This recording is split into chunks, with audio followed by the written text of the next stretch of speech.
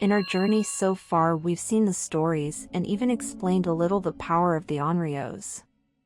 Of course, to our eyes these vengeful spirits are evil that can destroy everybody's life in one way or the other, and most of the times there is no escape. Their hate, their power and desire for vengeance is eternal. They will stop for no one, they will stop for nothing, they will never stop, not even their victims fall. There will always be others to lay their curse upon. It can be through small objects such as a doll, a book, a painting, even a diary. It can also be big, from a house to an entire haunted town. The curse can be slow, draining people's lives day by day, months by months, years by years, or it can be in an instant. Death is the only option. If you put it like this, there is no greater evil than the rage of an Onryo. But that is where you are wrong. The only thing greater than the evil of a vengeful spirit is without a doubt what creates them. The living. The ones who did them wrong. The ones that betrayed, hurt and killed them when they were alive. Don't be fooled to think that all the victims of an Onryo are innocent people. They all died for a reason. Might not be, for us, justified, but the judge is not among the living anymore. The living and breathing people have a power great enough to create what soon enough will haunt, torment and finally kill them. And today we will see the story of Hikiko-san, the Onryo that is a translation of human evil. June 15, 2023. A high school student's decapitated head was found on top of her desk inside the classroom in Misato, Saitama. The entire classroom had blood splattered on the walls and windows. Part of the girl's intestine was being held by the girl's mouth. Her name was Fujiyama Reiko. She was 15 years old. Once, she was one of the most popular girls in school. Now her head served only as a display of a horror to be remembered. The police investigating the case found out that Reiko was last seen the day before going back home from school. Well, they saw her leaving school, but she never arrived at her house.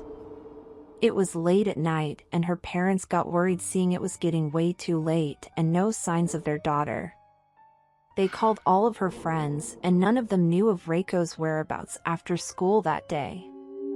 Not only all the students and friends were shocked and saddened by the horrific event, but the entire country, as it was reported on all the news of Japan. And especially for the people in Saitama, this was a nightmare beyond belief. But little did they know that this was only the beginning. June 16, 2023. Police found the missing body parts of Fujiyama Reiko near a river in the residential area. First, they found the torso floating, still wearing the uniform. The limbs, with most of the skin peeled off, were on the side, almost hidden in the tall grass. The autopsy showed that the body parts were not cut or sawed off. The muscle and skin tissue showed signs of being ripped apart. There were finger marks in every limb they found. The prints were not identified. What was strange is that the marks were in a way that made look like a hand grabbed and pulled the parts off. Even though the evidence was there, it was impossible to believe someone would have the strength to do that with bare hands. There wasn't much the police could go on. They talked to Reiko's close friends, but it was in vain. Nothing weird happened days before the murder. She didn't act strange, they didn't see anyone lurking around the school premises, nothing. The school was closed for a week. June 24, 2023. That morning the first sunlight touched the exterior walls of Misato's high school, and it showed to the ones who arrived earlier a horrendous image of only a torso with a girl's school uniform being hanged by a rope. The police was soon called to the place and again the school was closed. The investigators found now an arm on top of a desk. The classroom was once again painted with blood and guts were scattered all over the place. The detective in charge, Watanabe Hiro, was intrigued by the fact that it was the same classroom, and the desk was the one next to the one they found Reiko's head. In a bathroom stall, shoved in the toilet seat, there were the head, legs and arm of a girl named Ayanami Sakura, also 15. The skin from the legs and arms were partially peeled off. The same marks and signs of being pulled off from the torso. This was enough to make Watanabe believe that they were dealing with a serial killer. Against the principal's will, this was brought to the press, with devastating results for the school. Scared parents were all taking their kids out of there. The investigation was on. First, Watanabe went to Sakura's house to talk to her parents. It is an understatement to say they looked terrible. The mother couldn't speak, with a long-lost gaze to the wall. The father was taking in much more than he could. They told the detective that besides the point Sakura was still mourning Reiko's death, nothing unusual happened that week. Since she didn't have class, she didn't go out. The girl didn't talk much, but then again, understandable, since Reiko was her best friend. They didn't see anyone suspicious passing by the house or neighborhood. Nothing out of the ordinary. The only thing that was actually strange, and also was reported by Reiko's parents, is that on the day the girl died, it rained for a few hours.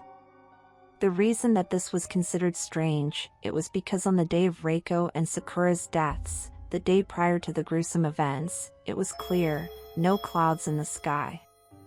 And also, by the time the bodies, or the pieces, were found, not even the sign that would fall a single drop of water from the sky. Watanabe didn't take that into consideration, and why would he? Weather forecasts are wrong all the time, sometimes you can't predict nature. Again, the police had no clue whatsoever, and that was terrible, because there was the possibility of another crime to happen soon. The detective had no north, only the mutilated bodies of two innocent girls in his hands. Watanabe would sit in front of his computer and look for crimes that happened in the past in Saotama, something that would fit the profile of the present events. Hours upon hours, and his search was unfruitful. Tired, he went back home. It seemed he had only one choice: to wait. To wait and see if it was over, or another victim would show up. Strangely, that night, started raining. June 25th, 2023. It was around 2 in the morning when Yoshinori Manami woke up sweating from a nightmare she had. In her nightmare, she was walking in the dark, deserted hallways of the school. In a weird way, it seemed normal for her to be there. And she knew exactly where she needed to go. Her steps echoed around. Outside the windows it was pitch black, no moon, or clouds or stars to be seen. It was like there was no existence outside the school walls. Manami stopped in front of a classroom door. As she entered, all the desks were neatly aligned as it should be. She walked towards one in specific. And this desk had something on top, the head of her friend Reiko. The girl stared at the head, and suddenly it opened its eyes and looked at Manami.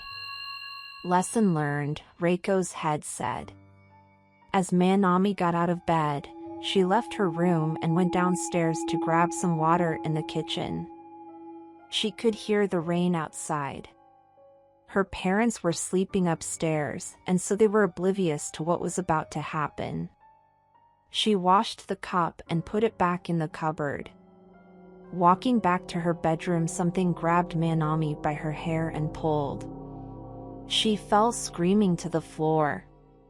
Suddenly she sees it. Red glowing eyes, an evil dead face staring at her, long black hair and ragged and torn white dress. a creature that only could be made by the most terrifying nightmares. Despite Minami's scream, her parents didn't wake up to help. The thing grabbed the girl by the face and stood her up. Without delay and with extreme violence, banged Minami's head 4 times against the wall. A big red spot was marked on it. The girl passed out. Tall, with a dirty, destroyed white dress and long black hair, with her skeleton hands grabbed Minami's ankle and dragged her out of the house into the rain. Sometime later, with her entire body burning in pain, Minami woke up, crying. She looked around, still dizzy. She was in a classroom. She tried to get up, but her legs would not respond.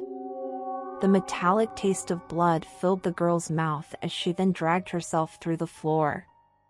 Then she heard a footstep and then some other noise as something was being dragged. Minami stopped. And the sound continued. A step and drag, step and drag, step and drag. The sliding door of the classroom opened. The sound of thunder made Minami scream. The mere fact of scared was far surpassed by something worse, something she couldn't even describe. The sound was getting closer, and closer, and closer, then it stopped. Minami felt something stomp heavily her back, and the jolt of pain was almost unbearable. She emitted a weak sound almost resembling a scream, but she was so out of breath and strength that was the only sound she could muster. At that point, in some part of her conscience, Minami knew. She knew she was going to die, and there was nothing she could do about it. Stomped in the back again and blood spilled out the girl's mouth. A hand grabbed her head and pulled back once. It was enough for Minami feel terror for one last time, because on the second pull, her head separated from her body. Early in the morning, the police surrounded Minami's house. It was around 6 when the mother, who came down to prepare breakfast, saw her daughter's head on the kitchen sink. Later, they found the remains of the girl scattered in different parts of the school. A sense of heaviness aired throughout Saitama. The pressure on the police was extreme. Something had to be done. 3 murders, from the same school, the same classroom, all girls. Extreme measures had to be taken. Everybody related to the school, including the teachers and other students, were suspects. The broad approach was due to the fact that the only clues they had was the bodies themselves, nothing else. No fingerprints, no DNAs, nothing. One thing, Detective Hiro was certain: the girls were close friends and the killer targeted them on purpose, meaning, the killer knew them. This much he knew, and a lot of questions popped up his head. No teenager had the strength to rip the bodies apart the way they were found, nor girl or boy. An adult, a teacher maybe? Their gym teacher? Still, as he looked through the files, none of them seemed capable enough to do such thing. One of the officers suggested an animal, but that was not the case either. There were no bite or claw marks, and an animal wouldn't have the intelligence to tie a torso with a rope, place the heads on desks, or shove limbs in toilets. Or maybe, there was a complete stranger, a pervert, which also was ruled out, since there were no signs of sexual abuse in the remains. Even though some perverted people don't need to actually touch someone to feel satisfaction, there are cases where the pervert can feel pleasure only by torturing their victims, that would observe the girls from afar. But there was a connection. He just needed to find what or who it was. Then it finally got to him. It was not a brilliant idea, actually. He felt stupid of not thinking about it since this whole thing began. The answers were on the girls. It was standard investigation procedure. He had to look into the girls' things, cell phones, computers, everything. He felt if there was an answer, he would find it there. He went to all the victims' houses and asked if he could take the girls' phones or laptops to have a look. All the parents agreed and allowed the detective to take whatever he needed in order to solve this case as soon as possible. Detective Watanabe put his whole team into it, and what they found held not only what could be the answers he needed, but a very dark and twisted story behind all this. Detective Watanabe looked intrigued at one of the dead girl's phone. The messages were just something that the detective at first didn't want to believe, but then again, he can't say he didn't see worse. Since Reiko was the first victim, he decided to start with her. He took her laptop and phone. There were some private things there, things teenagers with hormones at their peak could keep. Nothing that would surprise him at all. He wished that was only videos and pictures to her boyfriend he would find, but no. There were conversations between 4 girls, and pictures of a 5th one. Even though Reiko was popular, she hid a very dark and unpleasant personality that was shared among the other 2 victims and one other girl, that as far as he knew, was still alive. Reiko to her parents was a princess, very polite and sweet. She had a school group in school that would feed the homeless of Saitama Prefecture. The teachers loved her, and so her friends. At least the ones she chose to be her friends. By his findings, there were other 3 kids that would disagree with the statement that Reiko was even a decent person to be nearby. Shiharu Yamada, Hikiko-san, and a boy called Tetsuya Nakata. All of them at pretty much the same age, around 15 to 16, were all Reiko's targets of bullying.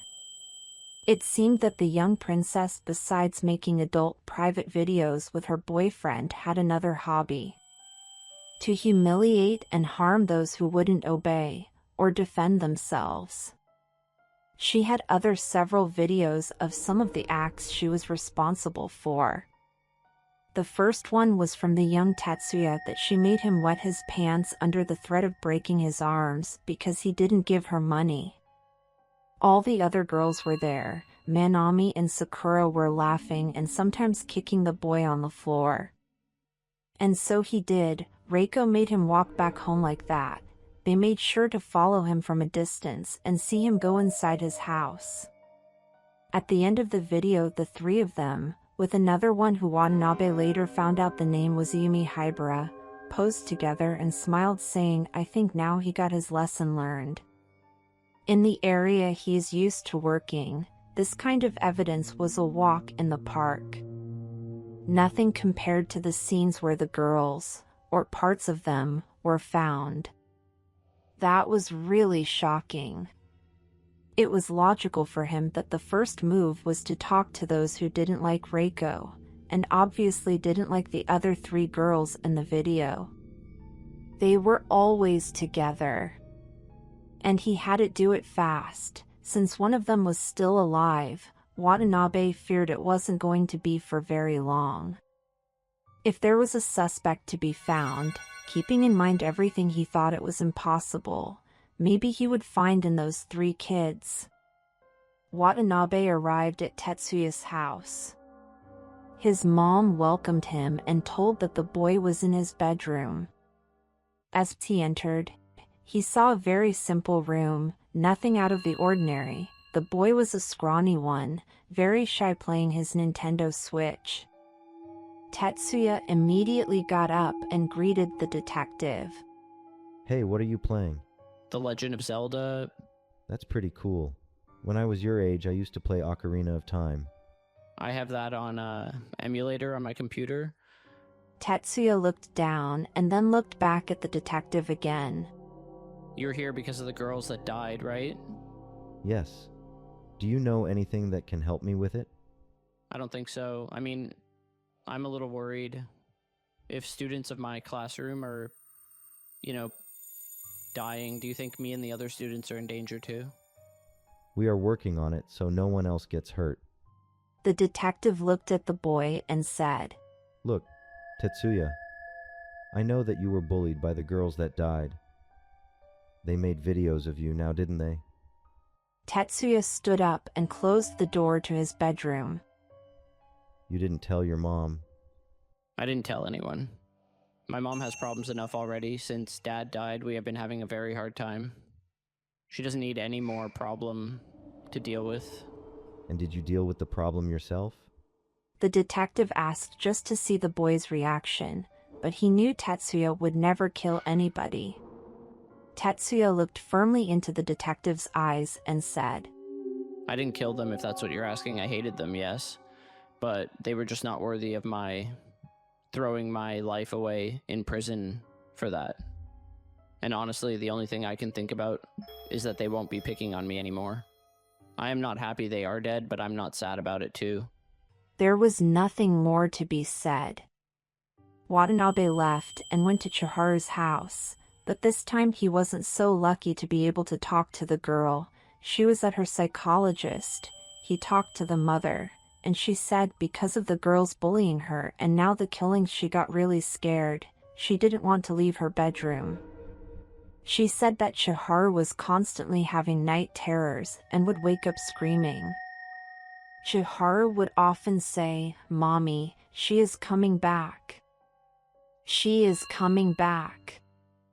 Detective Watanabe asked who the girl was referring to, but the mother said Shiharu didn't say.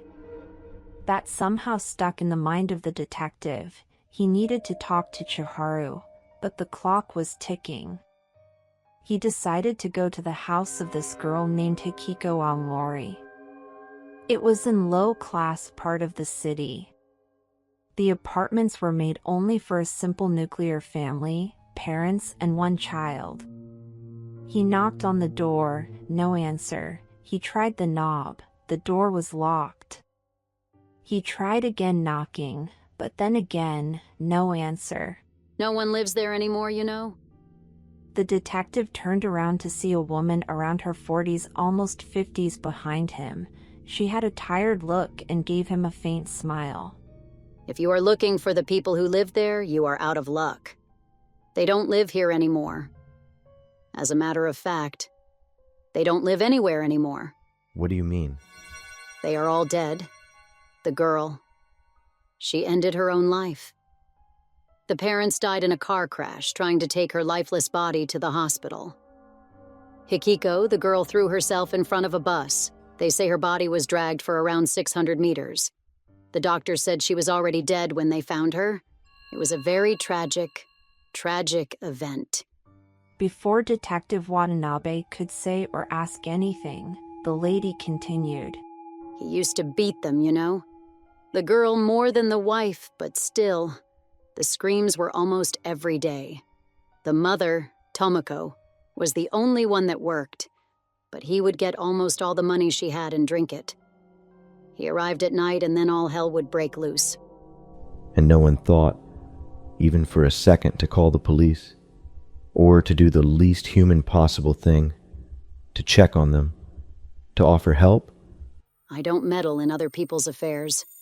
And who are you, sir, to be asking all these questions? Watanabe showed his badge. Oh, I see. Yeah. Well, now you see. You should have seen something before. You might have missed the opportunity to save someone's life. Without saying anything else, the detective left. As he was driving, he thought about the kids. The boy felt relief for the 3 dead bullies. Watanabe couldn't judge him. It is extremely easy to be the holy saint and be hypocritical enough to say that it doesn't matter who is the person that died. You should always feel sad about it. The detective knew this was bullshit. Kids who are bullied, they are just because they exist and they don't match with the required appearance or social status that a bunch of stupid teenagers that don't have the money to buy their own toilet paper impose them. It was just relief, at least until another one of these kids would pick on him. The girl, Shiharu, the detective felt he still needed to talk to her, but that could wait. Now, the girl Hikiko was dead. She took her own life, and as for the videos he had seen, the 3 dead girls and one that is still alive had a huge role in this girl's mental breakdown. and not having any parent support to ease the pain, but on the contrary to intensify it, by an alcoholic father that used to beat her, things might have been really tough for her. He looked at an envelope resting in his passenger seat. He had to get to Ayumi Hibara as soon as he could. As he was getting close to this girl's house, he saw a group of teenagers talking, drinking, smoking, and laughing at a kids' park. He recognized one of them. It was Ayumi. He stopped the car, grabbed the envelope, got out, and walked towards them. Ayumi was 16 years old. She had a ponytail and was wearing heavy makeup. She smoked a cigarette while talking to some other boys. Hibara Ayumi? She turned around to look at him, annoyed. She was interrupted. Who's asking? Detective Watanabe showed his badge. The other boys quickly said they needed to go and left. I need to talk to you. I have nothing to say to the police. You seem pretty okay with all your friends dead. Well, people die, you know, just like you and me. But they were your friends, weren't they? You were together when you guys bullied those 3 kids. Tetsuya, Shiharu, and Hikiko. Ayumi's turned pale when she heard the last name, but tried to act cool and started walking away. The detective grabbed her arm. Get off of me, you fucking perv. Let me go. Detective Watanabe opened the envelope and showed the photo of Reiko's decapitated head on top of a desk and said, Do you want to end up like your friend here? Then he showed another photo of their mutilated body parts. Do you also want to have your bodies scattered all over the place? Arms in the bathroom, legs in a river, torso gods know where, do you? Ayumi screamed, horrified, when the detective threw all the pictures on her face. They were your friends and you don't give a shit about them. What is wrong with you? Is that the kind of reaction you want when people find your dead body all over Saitama? Is that what you want? I am trying to help you, so you better start telling me everything you know about your friends so I can understand what the hell is going on here. Otherwise you will end up just like them or even worse. Ayumi started to cry. Later they were back at the police station, sitting down face to face talking. It was just for fun, you know. None of us really wanted to hurt them.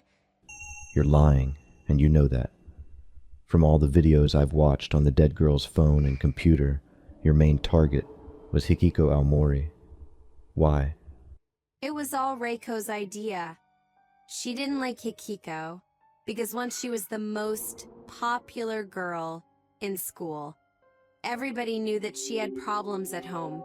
Her father was drunk all the time, you know. And her mom, well... Her mother what? Well, people used to say that Hikiko's mom would do some services for single or even married random man for money. There are rumors saying that she even went to bed with one of our teachers. And it turned out the rumors were true. And so it began. Everyone looked at Hikiko differently.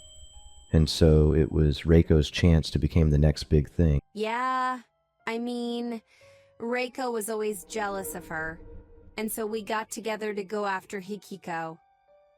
It was almost too good to be true because she started to come to school with some bruises and she became awfully quiet, alone in the corner of the classroom. And so you started assaulting the girl. There was a moment of silence. Reiko was the first.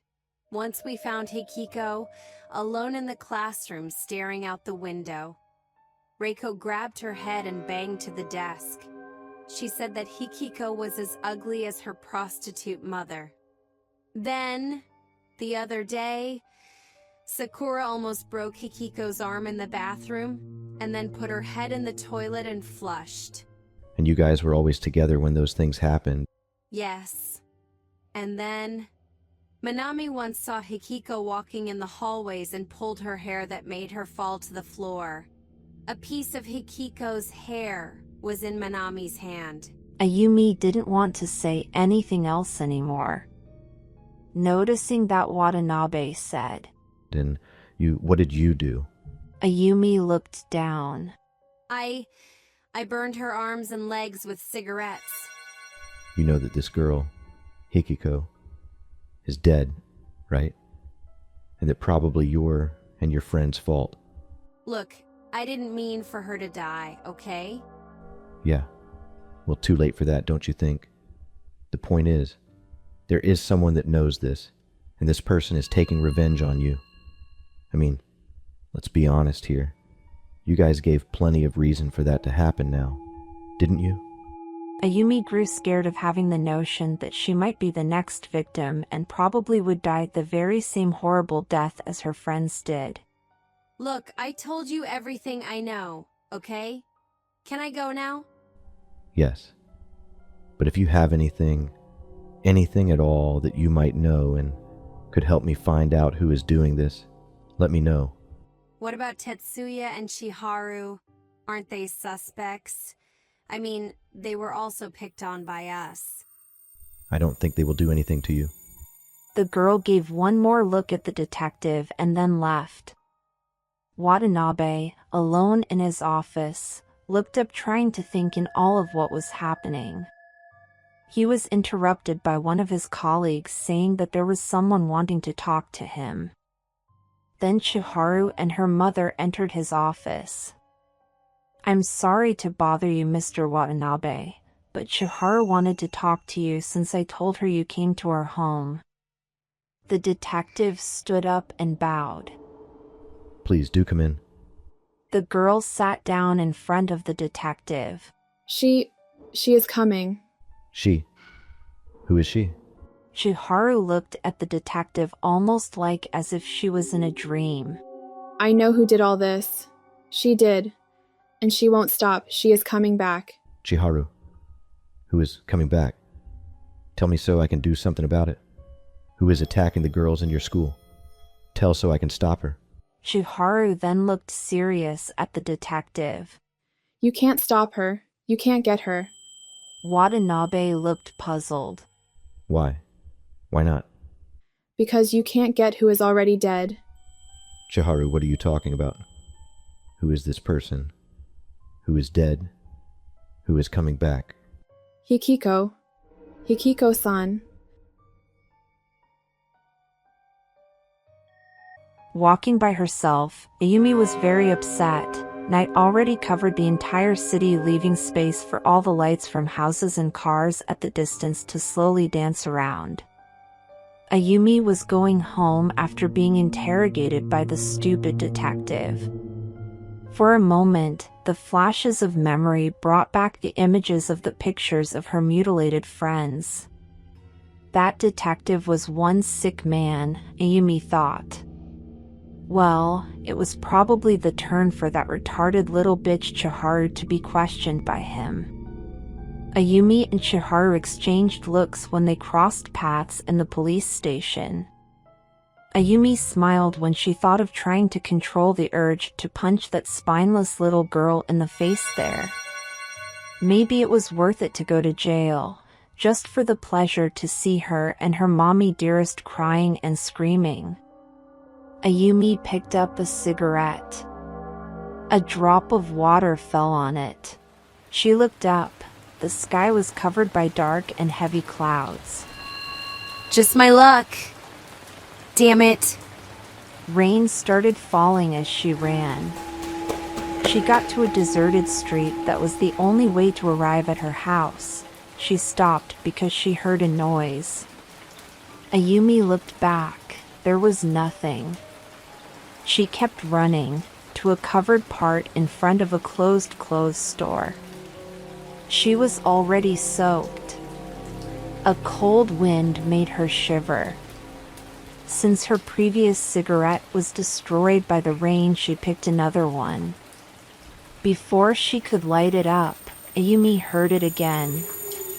It was faint, a moan, weak. She wasn't sure. Maybe it was the wind howling.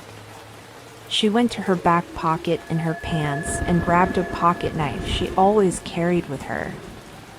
She felt a little safer with it.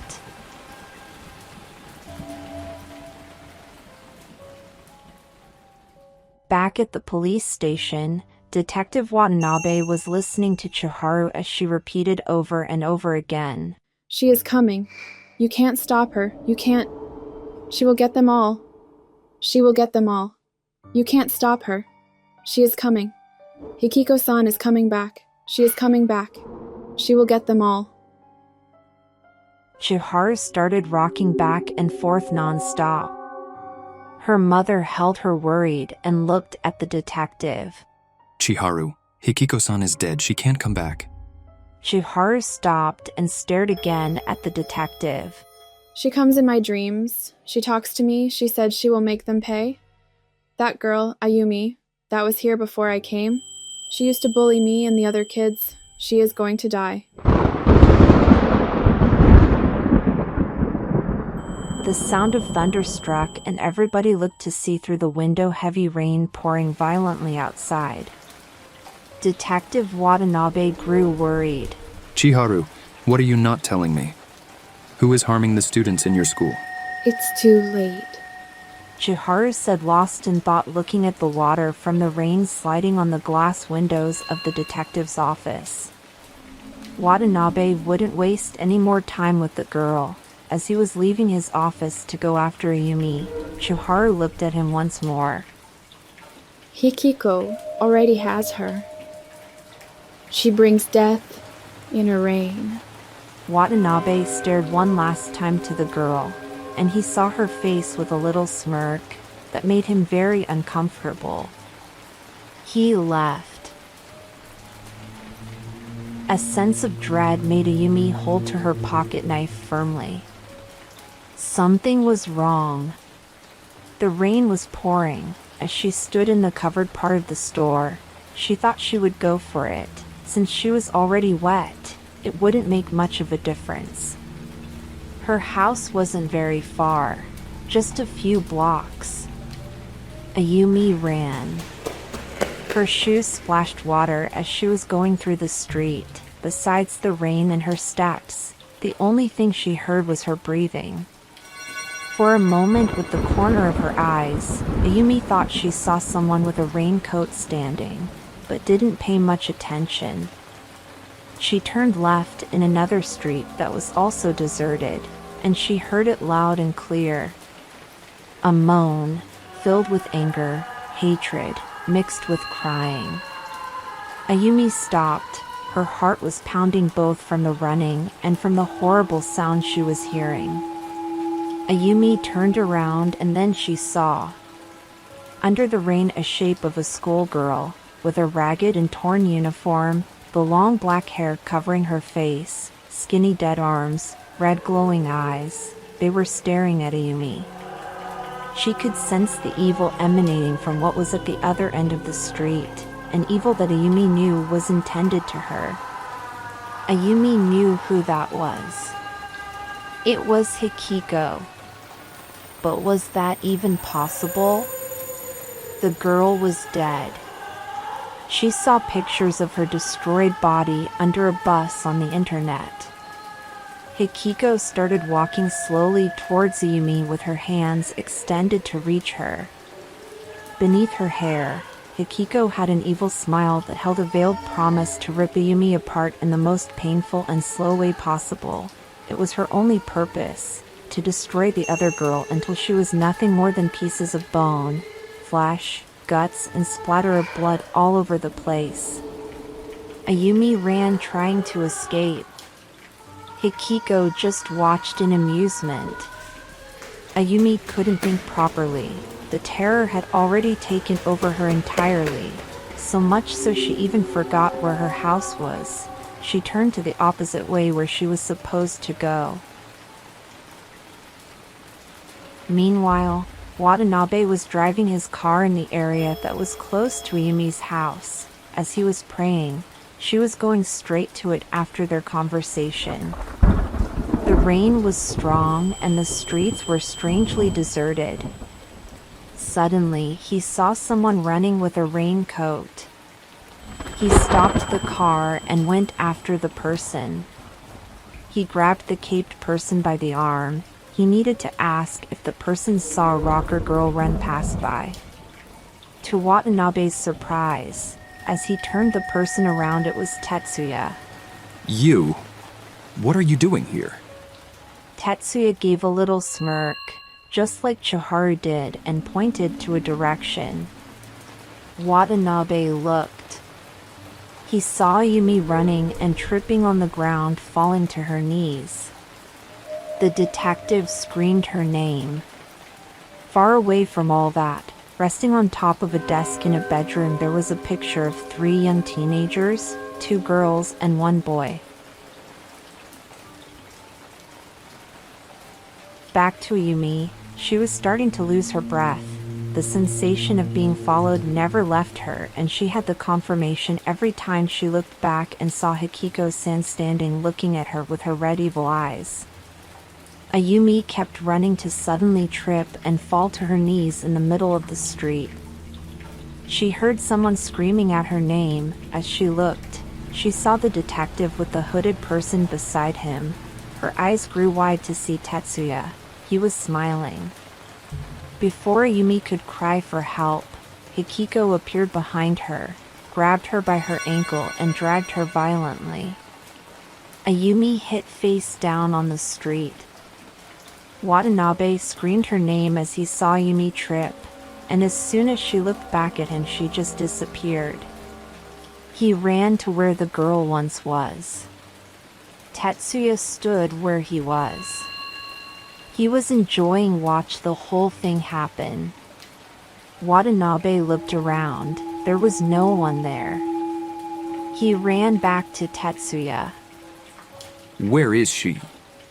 Hikiko-san took her. Stop fucking around. The girl just disappeared. For you, maybe. Only those who are cursed by Hikiko can see her. If that little bitch disappeared, it was Hikiko who took her.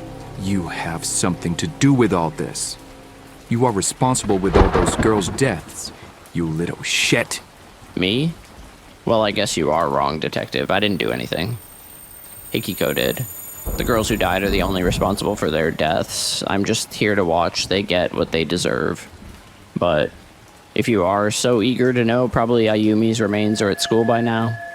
Watanabe wanted to punch the boy right where he was, but he couldn't waste any more time, and so he ran back to his car and went to the school.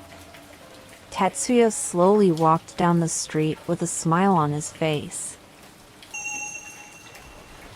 At the dark, empty Misato High School in Saitama, a very wounded and bloody Ayumi was walking aimlessly in the hallways. Hikiko was nowhere to be found, but still Ayumi could hear sometimes her moan echo in the air just to let her know that she was not alone. Ayumi went down the stairs supporting herself on the wall, leaving a trail of a bloody hand on the wall. Skin would hang from her arm, her leather jacket was all torn and ripped. She tripped, and that made her scream in even more pain. As she looked at the top of the stairs, Hikiko was staring down at her. Ayumi tried to get up, but before she knew it, Hikiko grabbed her arm and pulled, once detaching it from Ayumi's body.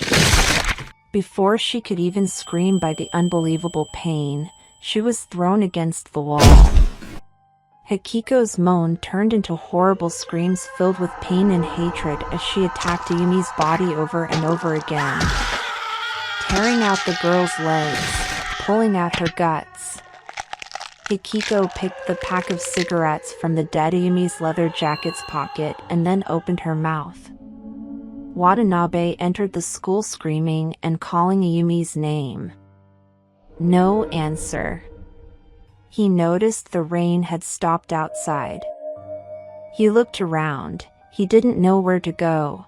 He pulled his gun and started walking until he got up to the stairs. He noticed a red trail of blood going up and some splattered on the walls. That made his heart sink. Maybe it was too late, but he had to continue. He had to find her. As he was going up, he found on the floor in a pool of blood an arm without the rest of a body that should be with it. He ran up following the blood trail and, in the way, as he was running, he saw scattered around pieces of flesh, one of the legs he knew. There was no place for assuming any more, the parts were Ayumi's. The trail led to a classroom, the one he knew very well from before. He slid the door open and entered. He saw an image that would haunt him for the rest of his life. There it was, as if it was sitting in its chair, only the torso with the head attached of Ayumi. Her mouth was stuffed with cigarettes.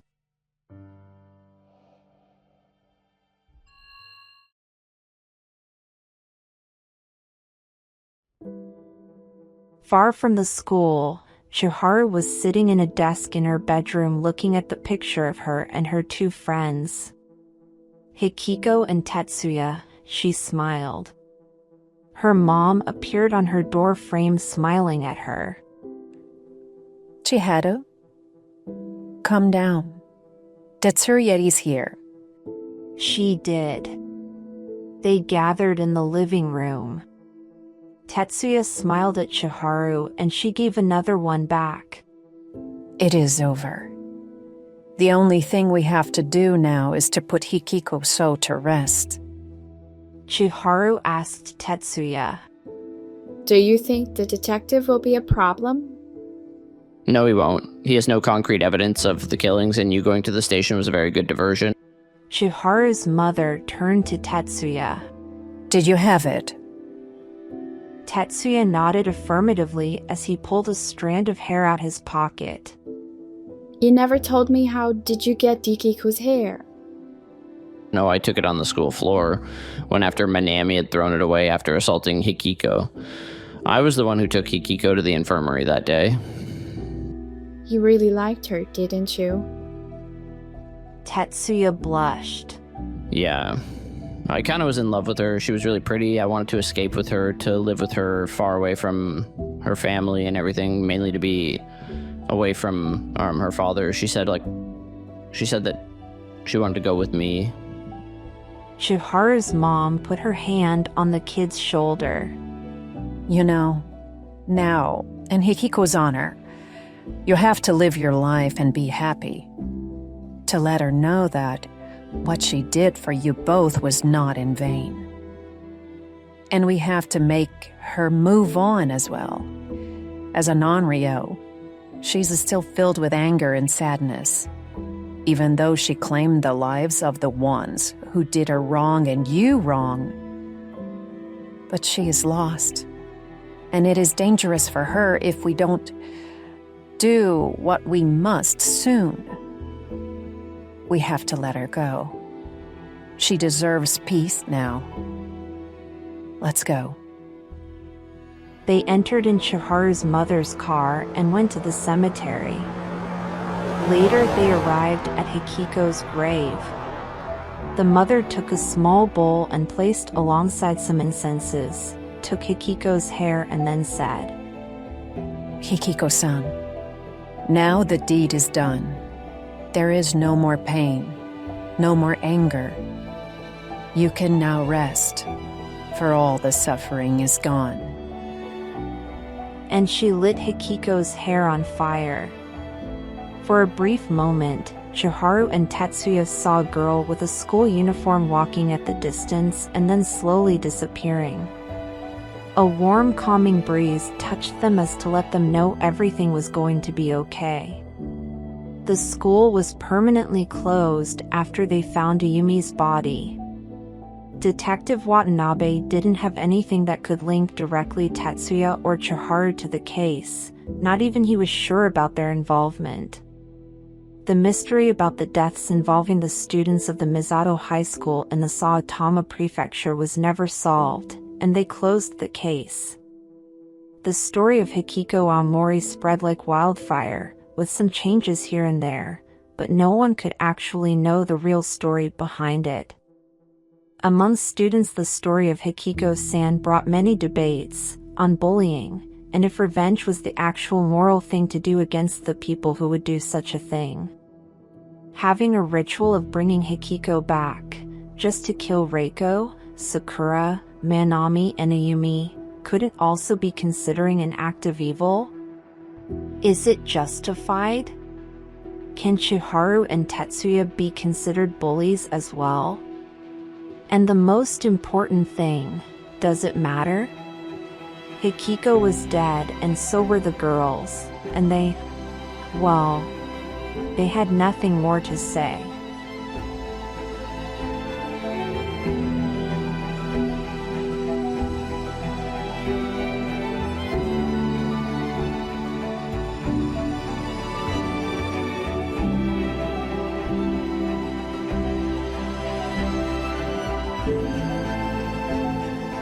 If you liked this video, please consider subscribing and liking to help us bring you more Japanese ghost stories. Thank you for watching.